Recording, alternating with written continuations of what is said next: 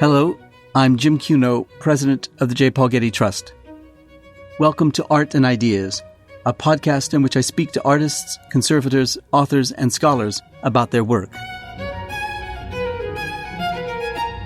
It was really powerful to be on the road following her footsteps.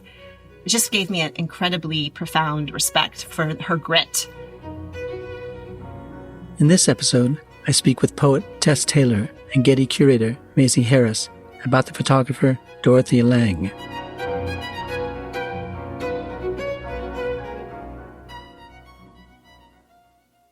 In 1936, Dorothea Lange photographed Florence Owens Thompson and two of her children in a temporary camp in Nipomo, California. 83 years later, poet Tess Taylor wrote the poem, Nipomo, Sunday 2019, which begins, "You're looking for the woman who shot the photo. Yes, we know about her. My parents talk about her. People come still looking for her. Like you, they want to know about her." We all do. Lange's ability to capture the woman's rugged features, her young children wrapped around her neck and shoulders, the dignity of labor. It's a commanding picture still. Tess Taylor's book of poems, Last West, Roadsongs for Dorothea Lange, was included in the Museum of Modern Art's 2020 exhibition, Dorothea Lange, Words and Pictures. I recently spoke with Taylor and Getty photography curator Maisie Harris about Dorothea Lange, her work for the Farm Security Administration, and her contemporary appeal and relevance in our time of migrant laborers and visible poverty. I'm pleased to be speaking with Getty Assistant Curator of Photography Maisie Harris and poet Tess Taylor about the work of the great 20th century photographer Dorothea Lange and Tess's poetic response to it. Thank you both for speaking with me this morning on this podcast. Now, Maisie, give us a sense of Dorothea Lange's career as a photographer, and especially during the 1930s. She was born in New Jersey in 1895, so right around the turn of the century, to second-generation German immigrants, and was raised, for the most part, by a single mother. By her late teens, she'd already apprenticed with portrait photographers in Manhattan, and in her early 20s, she moved to San Francisco and opened a photography studio of her own. At that time, she was making fairly typical family pictures, portraits that were flattering, that utilized retouching. And in that time, she was also developing some skills that would continue to serve her later on. She was learning patience and how to make people comfortable in front of the camera, to solicit a kind of a natural attitude, not that sort of posturing we all so often bring when we have our images made. But in the 1930s, her life and her work really shifted radically. She was married to an artist, so they were both impacted really deeply, as were most Americans, by the devastation of the Depression. Her husband, who was a painter, Maynard Dixon, was able to work for what was a precursor of the Works Progress Administration. So that's one of those important programs by which the government supported artists who were kind of contributing to civic life. But their marriage was beginning to unravel. The country was beginning to unravel, and she found she couldn't ignore the really just staggering levels of unemployment all around her, the suffering, the poverty. So she began to photograph outside her studio. She made images of people lined up for food, of labor rallies, iconic image of a policeman standing before a group of people who were protesting the conditions of the time. So these are images that continue to resonate with us today, images of American hardship. She was the mother of two young children, and so for a while she continued her portrait photography to help finance this new way of working for her, these documentary images that she was making. And a social scientist, an economics professor, Paul Taylor, began to use her images to accompany articles that he was writing on poverty, on migration. And they started working closely together and were ultimately married. And they began to focus their attention, really focus all of their energy on the plight of Americans who were impacted by the Depression. This is a time of horrible droughts and dust storms in the plains. And so Americans were moving in droves to California to try to work in the fields. And the conditions that they were living in were completely unsustainable. Families were living in totally makeshift ways with blankets and tarps kind of strung up for protection. They didn't have proper shelter or sufficient food or sanitation. So the reports that Lange and Taylor began to produce together, they were meant to help Americans, to help politicians to see the struggles of their countrymen and to try to encourage action. How common was it to be a woman photographer in the 1930s? It was unheard of to have a photographer at all on the sorts of government reports that Paul Taylor was producing. So when Lange was brought on, it was originally as a sort of clerk or stenographer. That was the way that they were able to have a budget line for the work that she was doing. They called her film a clerical supply. But it soon became clear that photographs could help in kind of swaying hearts and minds. So photography became a bigger part of government programs to document the conditions of the country. And so other women began working in that way as well. It was really in the 1880s that technological developments made photography more accessible to wider numbers of people. So women and people from different economic backgrounds could begin to make photographs with the advent of the Kodak in the late 1880s. Lange was a contemporary of photographers like Imogen Cunningham and Margaret Burke White. It was really a time when economic instability and political extremism sort of enabled opportunities for women. So you had women making studio portraiture like Lange had, and women working as photojournalists like Burke White did. Now, Lange contracted polio at age 7, which left her with a weakened right leg and a permanent limp. Some have suggested that this might have affected her photography, making her approach her subjects slowly. Did she ever speak of her polio? Late in life, she said that the experience, the physical pain, being teased by other children, the shame her mother felt about her condition was humiliating, but that it also really formed her, it guided her, and ultimately it helped her. She felt people were perhaps more kind when she approached, and she was certainly made attuned to suffering.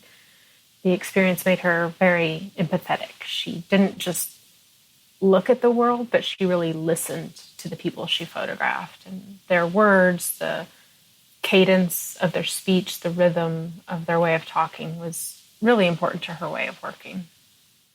When did you first come across her work? I don't remember the when, but I definitely remember the power of it. For me, I grew up in the plains of Texas, and it was such a jolt to see work of photographers from these small towns that I knew so well. I was really moved by these Depression-era photographers who were able to capture the beauty of the region. It's a stark beauty, but it's a beauty of the prairie. And they're able to feel the hardship of the landscape, but also the strength of rural life. I was really moved to see photographers who had respect for those people who struggle with economic hardship. Tess, when did you come across Lange's work? I'm like Maisie, I don't remember not knowing it. And I remember the story of it somehow weaving in as a backbone, that this was something that an artist did to come and help people and rescue us and make us visible. And I grew up in Berkeley, and there was a sense that she was around as a ghost, as a kind of artistic grandmother to us. My high school, Berkeley High School, has a WPA theater that gathers people. There's a WPA post office. And she was a kind of a point of entry into noticing all of this work that had been done to gather and fortify us in a time of crisis. And that came back to me very strongly because arguably we're in a time of crisis right now. There are many crises that we've been dealing with. COVID, perhaps the most visible, but we have many pre-existing conditions before COVID that are, have reached a crisis point. So she came alive for me when I arrived back from the East Coast to the town that I grew up in and became a mother and was circling the blocks of my neighborhood, which I had never loved as a child. And I learned that she had photographed my town quite a lot in the 1940s. And for me, this was a little question. What could Dorothea Lange have found interesting here? And I realized that there was like a huge story that she saw in my town, which was partly the act of people settling after the 1930s to work in the shipyards and the creation of one of the first desegregated workplaces in America, and the kind of hope and promise of getting out of those provisional housing and into something, these small bungalows and into a middle-class life. That was partly a happy thread in her photographs. But at the very same moment in 1942, when she was photographing my town, El Cerrito, California, she was photographing it as a ground zero for Japanese internment. And people were being forcibly removed from maybe exactly the same homes or other homes that were being torn down to make space for the homes that she was photographing. And the sense that she had seen in my town its roots in American paradox, and that she saw that as something that she wanted to document. She has a note to herself in a cafe around the corner from where I live, and it said, "Photo essay on El Cerrito, 1942. Now, did she do a photo essay on El Cerrito? I don't think she did. But the vision that she thought that it was interesting enough to do that really inspired me. And I think that sense that Maisie has of having your place seen and documented with wisdom and compassion is really, really meaningful to artists, but also just to people. People really feel wonderful when they feel seen. And it's that legacy that's very meaningful with Lange. Tess, you contributed your book-length poem, Last West, to the Dorothea Lange Words and Pictures exhibition at the Museum of Modern Art. In your poem, you included an excerpt of a poem by Archibald MacLeish, Land of the Free. MacLeish described his book not as a book of poems illustrated by photographs, but a book of photographs illustrated by a poem. Describe the book for us and tell us what he meant by that remark. Well, MacLeish is this fantastically interesting poet of the 1930s who is part of the civic movement to kind of have conversations about democracy and what democracy is and preserving democracy in the face of fascism.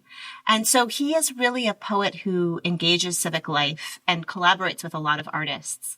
And one of his projects is to have this poem called Land of the Free and to engage a lot of these photographers, Lange and her contemporaries, in this beautiful sort of spread of iconic American pictures and also of pictures of an America that's suffering, and emerging out of a sharecropping economy and towards a wartime economy, even though maybe they don't necessarily know exactly that those are the bookends. We can see that experience now. And Land of the Free it's a little bit of a sentimental poem, and it really has to do with wondering whether that American promise is going to hold, especially in the face of the Depression. And it also sort of talks about the westward migration that's happening, that Lange was witnessing and which she documented, but also which was a big part of the 1930s, getting off of these small farms and small agricultural holdings and moving west, which is one of the migrations that's shaped the world that we inherit. And it's something that we can think about in a moment when they're forecasting climate migration at a level we've never seen before. Just the cultural change of the 1930s to 40s in terms of the switch of where people lived and how they lived. So the poem, Land of the Free, has this wonderful mythic quality to it. And because I was writing a little bit about Western migration, I quoted him because he's got this beautiful little bit of myth. Get to California with the sunshine, shining on the sunshine in the sun. Get to public grass in California. Get to parkways by public fences. Get to roadside camps across the junctions. It's worth noting that he included many photographers, but actually Lange had something like 6 photos in it. She was really a very, very big part of the visual landscape of this kind of iconic and mythic America that he was gathering for that poem. Now, MacLeish's book includes one of Lange's best-known photographs, Migrant Mother, identified in the book as Pea Pickers in California. Maisie, can you describe the photograph for us? This is an image that many of us have seen of a woman in a sort of pietà pose, grasping her children with her other children around her. And it's a story that we continue to learn about. Lange was hurrying home to her own family when she saw a sign that there was a camp, and she kept driving. She wanted to get home. She wanted to get home. And then she found herself making a U-turn about 20 miles later and came back to photograph this woman. She says, I was drawn as if by a magnet to this woman, and living in hardship. They'd moved, as so many had, to try to make a living from the land. And she made the photograph and she sent it off to DC, and immediately there was a sense that she'd really gotten something special. And when the photographs would go off to DC, they would get published as editors saw fit. And so the photograph began to sort of have a life of its own. But Lange and her husband were worried that government wasn't moving fast enough. And so they actually released some of the images of the migrant mother to the local press. And the local press started to really bring attention to the plight of the people living nearby. And so it was a really early instance in which we have the power of these images, these empathetic images, to move the world and to bring about change. Tess, if I'm not mistaken, you don't use the iconic picture in your book. In many cases, your poem is paired with lesser-known Lange photographs. Tell us about that choice that you made. So my book began a different way. I began thinking about Lange and how I inherited her legacy, partly because I grew up in a town that she photographed in the 30s and 40s, and partly because the visual landscape of California, as anyone knows, is full of tents and all kinds of provisional housing. And I was thinking about Lange for both reasons. The way that she made photographs that capture the backstory of the California that we inherit now, and also about the way that the subjects that she photographed felt eerily prescient to the moment that we're living in. And so I made a project of going to the Oakland Museum and reading Lange's notebooks.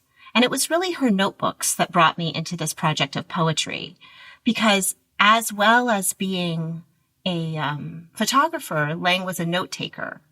And it was partly, I think, that polio that we talked about. She would be getting to people slowly. She'd be asking for some water. She'd be getting them to tell a little bit about who they were and how they'd come to be on the side of the road or in a camp like that.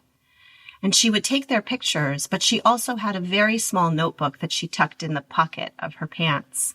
And she would go back to the car and write down what they'd said with a pencil. And so her notes are full of these really fascinating microhistories of place. And it was the notes themselves that really spoke to me as a kind of oral language, an oral history of that time, a chorus of voices that we can still hear telling stories about their condition in a way that feels really resonant across time. And so, though I love photography, that was the part that let the poet in me leap alive. And so I was so lucky that Sarah Meister at the Museum of Modern Art took an interest in the project and wanted to weave it into her exhibition. And as we thought about what I was doing, bridging the past and the present, writing letters to Lange from the present, literally writing her a letter from Nipomo, California, where she took that picture of Migrant Mother, we decided that we wanted to sidestep those iconic images and look at images that sort of sat in a middle distance, that remind us how contemporary Lange feels to the moment. So one of the images that shows up in my book, Last West, Roadsongs for Dorothea Lange, is of a bulletin board at a camp. It's just papers tacked to a wall saying, leaving for Oklahoma, coming back, driving, need gas, need help.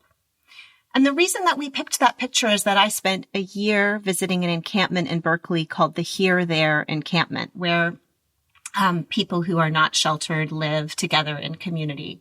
And it has a bulletin board that looks very much the same. And it's really about when jambalaya is served at what church, when somebody is going to Target and giving a ride so people can pick up their prescriptions. And so there's a sense there of people gathering community resources, even when living in a provisional way, and these temporary but very powerful forms of community that people who are in need can give one another. And so that image felt contemporary to me as well as rooted in the 1930s. So for me, my project was also to think, how is Lange a lens that lets us see the present? I'm looking at that photograph that you just described of the notes on the wall in a camp, and little fragments of people's lives are indicated there. Is this the photograph as Lange made it, or has this been cropped in the production of your book? Or what relationship is it to the original photograph?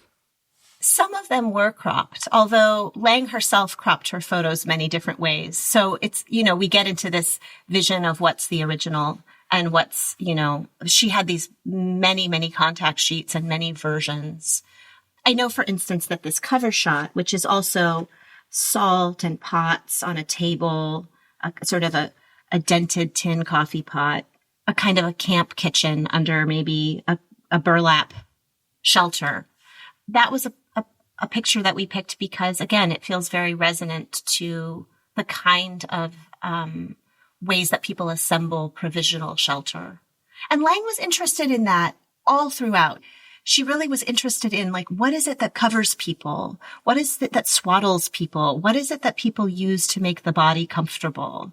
And there's something very beautiful and bodily and also haunting about these artifacts that people surround themselves with, perhaps in very precarious locations. What about the photographer's travel report that you reproduce in your book? Yes, this was something I wanted so much to have. And it's United States Department of Agriculture Farm Security Administration Photographer's Travel Report. And it's very beautiful in the way that documents from the 1930s are beautiful. But it's also this record of Lange working and Lange on the road and how far she's driving each day, mile after mile. And she's submitting this to get reimbursement for gasoline or as proof of her efforts. And so Berkeley to Chico, Chico to Burns, Oregon, Burns to Boise, Idaho, Boise to Gardner, Montana, Gardner to Bozeman, Bozeman to Billings. I mean, this is when she is off really trying to expand this work that she's done in California migrant labor camps to a wider American story. And she's always aware of that, being at sort of the cusp of some wide American story, which is unfolding before her eyes. So, it's beautiful as an artifact and beautiful also as a testament to incredibly hard work. Yeah, I love the rhythm of the text as you read it. There's also the documentation of the times that she left, like Berkeley at 11:22 and arrived at Chico at 7:30, leaves Chico the next day at 5:05 and arrives at Burns, Oregon, 6:10. You can just trace her steps or her passes so intimately. And these were not easy drives. I was driving down to Imperial County from Berkeley and visiting both a shelter where they house migrant laborers and homeless people in the same place, which I think Lange would have found fascinating because migrant laborers are actually people who have houses elsewhere but have come to work. And people without shelter who are homeless are kind of in a slightly different category, but that shelter sort of lumps them. And I visited also a place where Lange had photographed carrot pickers in the 1930s.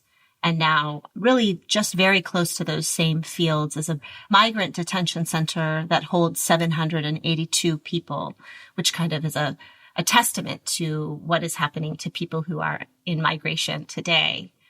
So those visions were very resonant, but the drive was hard and long. And like Lange, I had 2 kids at home, and these were 16-hour drives. These were really long ways to get down to these places. And she was on the road driving so far. And I can't imagine what it would have been like in the 30s with the roads of the 1930s, with the tires of the cars of the 1930s. It was really powerful to be on the road following her footsteps. It just gave me an incredibly profound respect for her grit. You called your book, as you mentioned it last West, Roadsongs for Dorothea Lange. Why Roadsongs? Well, I mean, it is kind of funny to say that I've turned Dorothea Lange's notes into a poem because most people think of her as a photographer, and they certainly don't always think of her as a poet.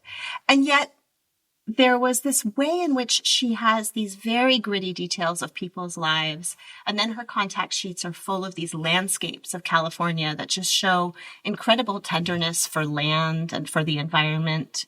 You know, she had a very early environmental consciousness in her photos. And also this sort of unintentional lyric that shows up in her notebooks. And you mentioned loving the rhythm of the photographer's travel report, but it was the rhythm of her notes that brought me in. Coachella, Calpatria, Neyland, Holtville, Calexico, El Centro, Brawley, Backup 99, Edison, Tulare, Turlock, Modesto, Wesley, La Loma, Marysville. Now, that's an itinerary, but it's her list of towns that she's going to visit in Imperial County. But it's hard when you're a writer and with someone with an ear cocked to language not to just want to say it out loud. And she also had this beautiful ear for an American vernacular. How you going to get by on just $2 a day? You can't find any decent place unless you pay good money. What difference, what country, what state, what agency? What does it mean to photograph home? And really telling lines like, this country's a hard country. When you die, you're dead. That's all. Why do you think that her work opens up so well to poetry? Well, I think it's that music in the records, the staccato phrasing, the lists that feel so fascinating, these notes that she has to herself. She's beautiful notes urging herself on to try harder, to do the job more fully. But in terms of this project also of going where she had been and seeing it, 80 odd years later and talking to people there, one of the things that was incredible to me was that when I went to a shelter for people who didn't have shelter, and when I went to a migrant labor camp, and when I approached my friend whose grandparents had been interned at a Japanese internment camp during World War II, and when I went to an encampment of people who are living without shelter, I said, I'm doing this project partly because I'm following the footsteps of Dorothea Lange. And I'm just doing a project where I go places she might have photographed and talk to people about what's there now. And the thing that was incredibly moving to me is I've just described a very broad swath of life. Maybe people who haven't made it into an art museum in a really long time. And everybody knew who Dorothea Lange was.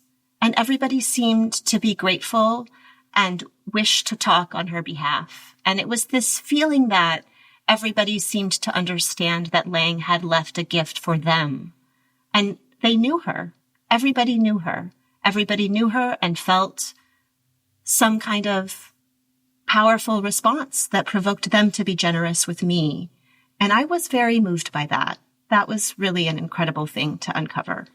I love the term that you use for the poems, Roadsongs. Would you read June Roadsong 99 North to Fresno for us? Sure. June Roadsong 99 North to Fresno. Calipatria, Indio, Neyland, the Salton Sea, joke poster, art project, the last resort, graffiti, shops shuttered till it seems we're just driving, the wild wall of freight trains, the long ochre hall of the basin towards Bakersfield, pupusas and roses, motor lodge, motor inn, parakeets, palominos, kitchenettes, cabins, a potholed valley of derricks. Bowing black spindles, those lean, rusty gleaners suck ancient ferns. And we pass green peaches netted against birds, and mountain snow is a scrim in the distance, above one barn crumbling in latticework light. Now, this is a poem that's about your experience traveling, right? Yes. But it's capturing her experience, too.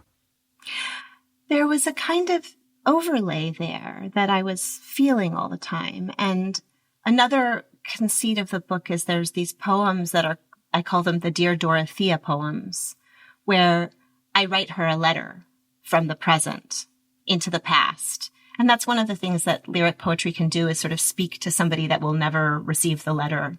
I call it the power of audacious address.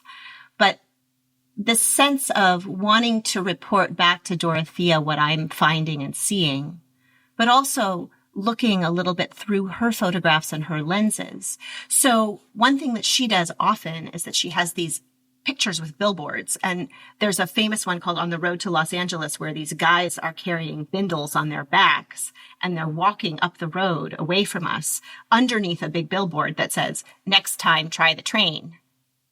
And of course, they're not going to try the train.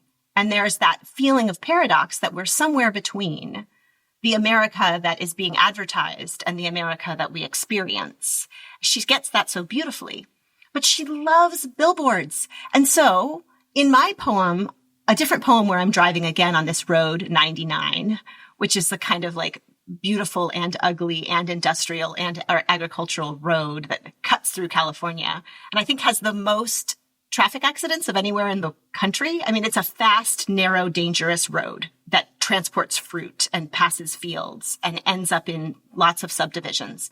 But I ended up, as I was driving this road, making a note of all of the billboards because I thought, okay, Dorothea Lange would see the music of these billboards, or Dorothea Lange would find these billboards funny. So it's that kind of thing that I tried to do as I'm traveling around California. And in some ways, what I like to say is that Lange was my camera. You know, she was going around with a camera, but I was also trying to look through her photos as a way to approach seeing this state that I grew up in and where I live again now. What about note to self? Yes. So I did read maybe 1,000 pages of Dorothea Lange's archival notes. And lots of them really are just about externalities. They're about the conditions that people have. They're the lists of plants that they have planted in their garden. They're about how much money they make and how much money they're going to need to spend. And a lot of the economics of getting by, as well as those beautiful staccato quotes. So, you know, when I say that I'm using her notebook, sometimes people think I'm using her journal, but it's not very personal. There's really very little. Occasionally she tells herself to call her son, like, call Dan, but it isn't interwoven with many deep introspective meditations.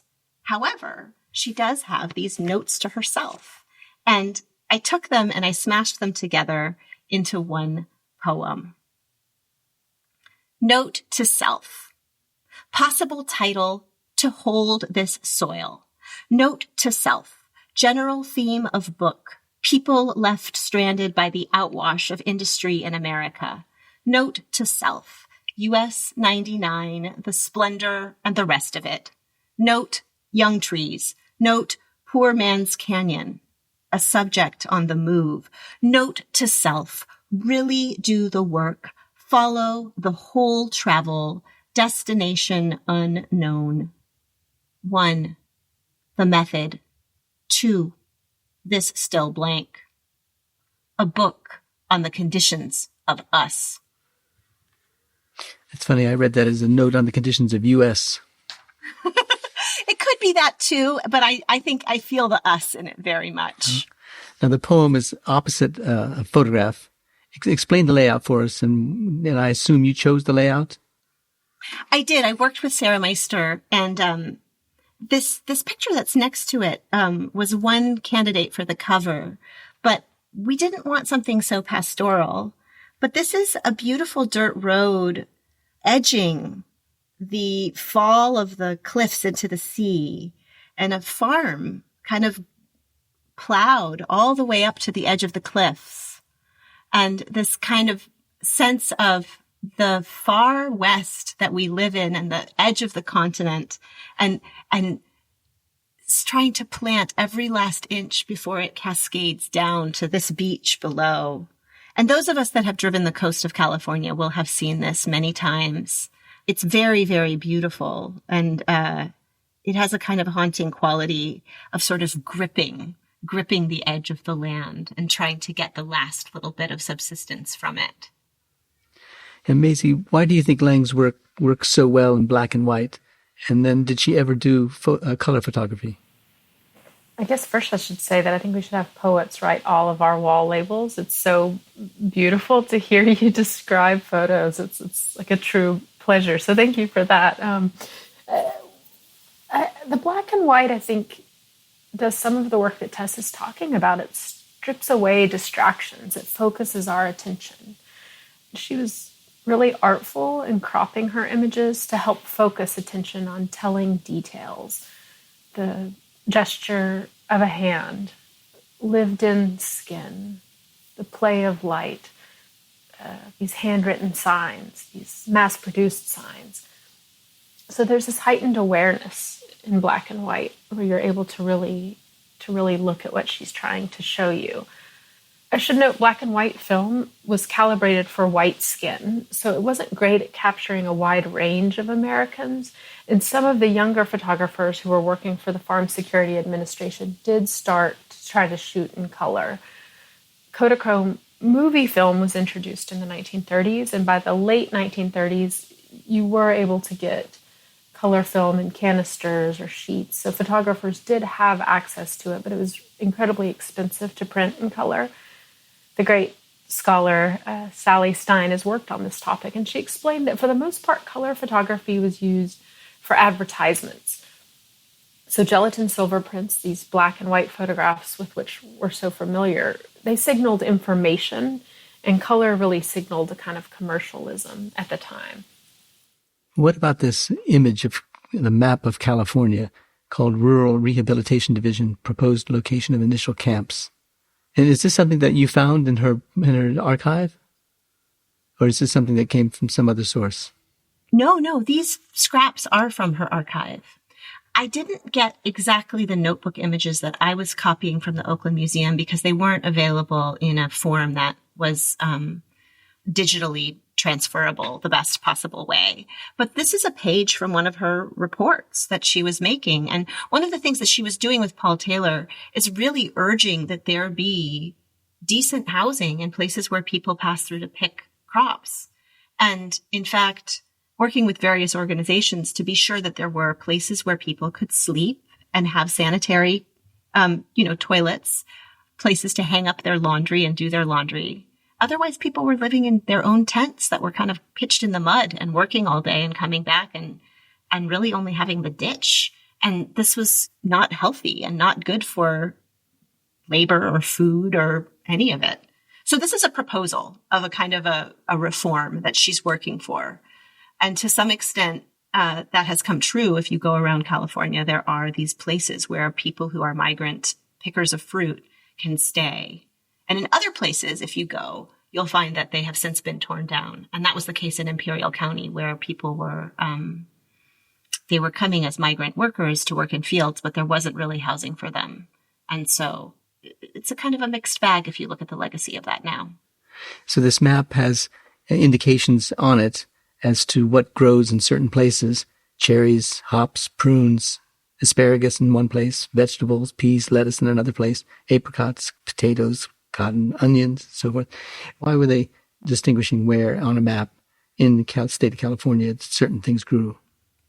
Well, this is the life of some people, to follow the crops from the south to the north, to pick one field, and when that field is empty, go to the next field and show up to work.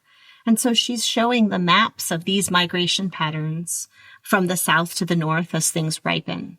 And it is, I have to say, another one of these 1930s documents that's just physically beautiful, in the way that maps and old fonts and yellow paper are sometimes just beautiful to us. And again, also these lists of crops have this tenderness to them: cherries, hops, prunes, asparagus, peaches, peas, grapes, cotton, grapes, peaches, apricots, vegetables, peas, lettuce, peas and other vegetables, berries, walnuts, lettuce, hay. So, I guess it's just a list of agricultural products, but somehow laid out in this map, there's a tenderness to it that I really love. Yeah. Now, Maisie, after Dorothea Lange died of esophageal cancer on October 11th, 1965, in the Bay Area, at age 70, the Museum of Modern Art mounted a retrospective of her work. It was the museum's first solo exhibition of photography by a woman. Tell us about that exhibition and its importance. Lange had struggled with her health for many years, but she remained committed to photography, even when she wasn't able to shoot as regularly. At the end of her life, she was working really hard to encourage support for an initiative she called Project One, which she hoped would support photographers who were interested in capturing everyday life, the sorts of records of everyday existence that she and her colleagues had produced in the 1930s. And she wasn't just interested in images of impoverished or disenfranchised Americans, but also in portraits of people who allowed that kind of inequity to go unchecked. So she was really engaged with photography even when she wasn't as active in making it. She'd been featured in a number of prominent exhibitions at MoMA, at the Museum of Modern Art, and had helped with the layouts of some of them, really weighing in on selection, helping to solicit work from other photographers. And in early 1964, the curator John Sarkowski proposed a retrospective of her work. But she received her cancer diagnosis just a few months later. So she really devoted the last of her energy to the project. She took over a lot of her house to work on the layout. She had a film crew there who was making a documentary about her and captured these preparations. Knowing that the end was coming, she really threw herself into making prints, into discussions about the layout. Just days before she passed, she was really focused on what paper you should use to print various sections of the exhibition. And the exhibition opened just a few months after she died. Tess, would you read Nipomo Sunday 2019 for us? Sure. So this is going back to Nipomo, where she photographed that famous picture that came to be known as Migrant Mother. And part of the project of the book was just to go to the places she had photographed and look what was there now. So this is my record of that trip. Nipomo, dusty Sunday, 82 years later. Strip mall off the freeway, swap meet, wildflowers, stucco heat. Above where pea fields were, 3 beds, 2 bath, for sale. And horse trailers next to the new community, Monarch Dunes. Below, half-hidden valley, the parched walls of Guadalupe and long strawberry fields. Starting out in rain, lettuce fields, pea fields, Salinas Valley, I'd go back if I could ever get the money to Stockton, Gridley, Lindsay, pickers needed, work lemons, work oranges, work peas. Gritty sand verbena, greenhouse lavenders, somebody's lost flyer calling for $1.1 million, Trilogy Estates. The sign, dear Dorothea, instructs, please inquire. In boldface, she underlines, no promised land. Alejandra and Silvestro hoeing squash on Sunday. Big work, a little field, but Roger, who is 8, says we can talk if no one's watching. And the peas wait strung in rich dust under the bluff, hoe and stool and boxes inside the snapping wind. Kids on Sunday kick their ball between greenhouses, and below the trestle bridge, redbreast blackbirds rise. Rancho 1, Rancho 2, aceptamos aplicaciones y propiedad privada. No children, visitors, dogs, no trespassing, tu seguridad es primero. Where we wasn't rich, but everybody knew me. Beyond the last field at sunset, dunes ridge and buck the sky.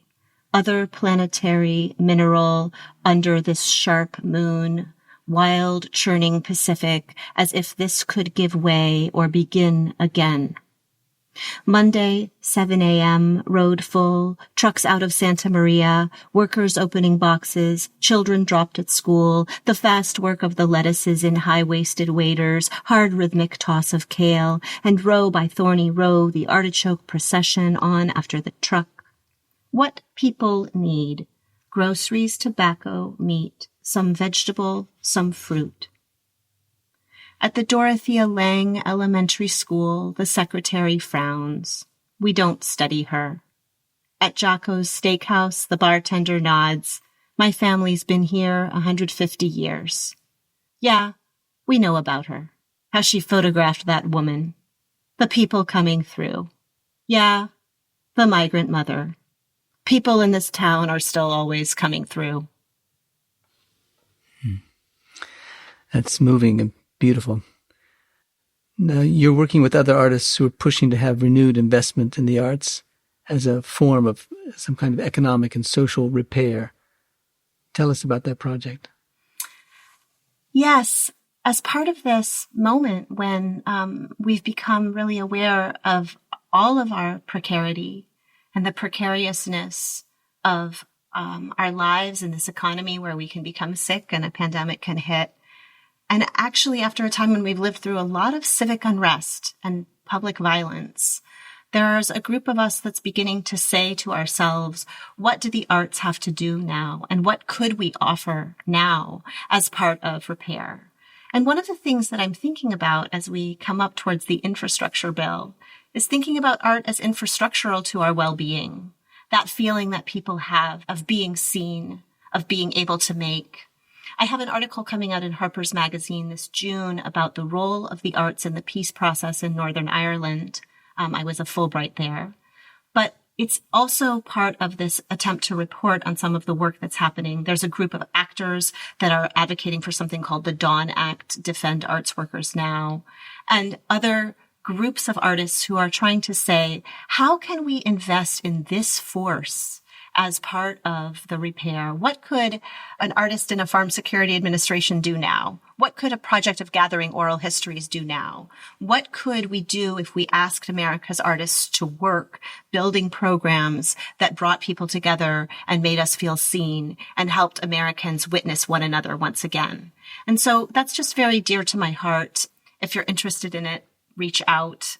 We're starting a little bit like Archibald MacLeish with just a series of conversations. We had one at Politics and Prose called Do We Need a Cultural New Deal? And there will be others in the fall. And that's a bookshop. Yeah, Politics and Prose is a bookshop in Washington, D.C. And 5 writers came together and had this conversation. Do we need a cultural new deal? 5 writers on the arts of repair. Well, Maisie, let me give you the last words. This discussion makes me wonder about our textbooks that we use in schools today. I wonder how much of what we know about Lange and these other photographers is because we saw it. It was the images that were used to tell us history. So that's the project that I think I'm going to give myself after this, is to go look at some of the textbooks and see if that's why we all have this familiarity with these images. But I think I'd like to end by talking about this phrase from one of your poems, latticework light. I remember reading that some of Lange's photos that had latticework light would be rejected because the people in DC thought it made it look as though the people were in prison. And so I like your recuperation of this phrase about the latticework light. And I'm so grateful to you for sharing your words with us. You know, that latticework light is somewhere between indoors and outdoors, and it kind of applies a provisional house, doesn't it? To have a partial bit of light and shade. And I think she was always thinking about that. What shelters the body? What shelters does the body need? And that tenderness and care runs through it. And anyway, thank you, Maisie, for that comment, and it's been really lovely to join you.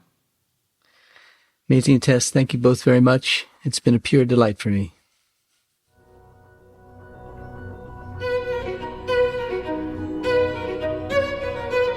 This episode was produced by Zoe Goldman, with audio production by Gideon Brower and mixing by Mike Dodge-Weisskopf. Our theme music comes from the Dharma at Big Sur, composed by John Adams for the opening of the Walt Disney Concert Hall in Los Angeles in 2003, and is licensed with permission from Hendon Music. Look for new episodes of Arts and Ideas every other Wednesday. Subscribe on Apple Podcasts, Spotify, and other podcast platforms. For photos, transcripts, and more resources, visit getty.edu/podcasts, or if you have a question or an idea for an upcoming episode, write to us at podcasts@getty.edu. Thanks for listening.